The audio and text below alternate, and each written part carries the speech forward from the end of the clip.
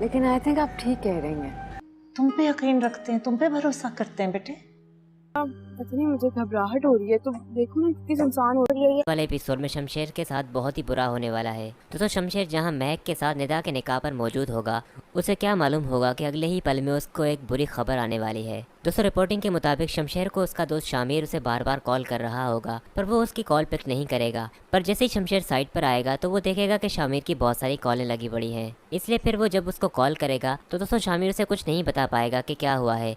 फिर शमशेर के इंसिस्ट करने पर वो उसे कहेगा कि यार तुम्हारे लिए बुरी खबर है, आंटी अब इस दुनिया में नहीं रही। जिसे सुनने के बाद दोस्तों शमशेर के हाथ से मोबाइल छूट जाएगा। फिर दोस्तों वो आदि में ही महफिल छोड़कर वहाँ से जाने लगेगा। उसको जब भागता हुआ महक देखेगी तो महक उसका रास्ता रोके उसे कहेगी कि शमशेर तुम कहाँ जा रहे हो, अभी तो निकाह हुआ है निदा का, और तुम इतने परेशान क्यों हो। पर दोस्तों शमशेर इतना परेशान होगा क्योंकि बात ही कुछ ऐसी होगी तो वो महक को भी कुछ नहीं बताएगा और फिर जल्दबाजी में वहाँ से निकलने लगेगा। और फिर दोस्तों शमशेर वहाँ हॉस्पिटल में पहुँच जाएगा। पर शमशेर की दोस्तों किस्मत इतनी ख़राब होगी कि वो अपनी माँ को बिल्कुल देख नहीं पाएगा।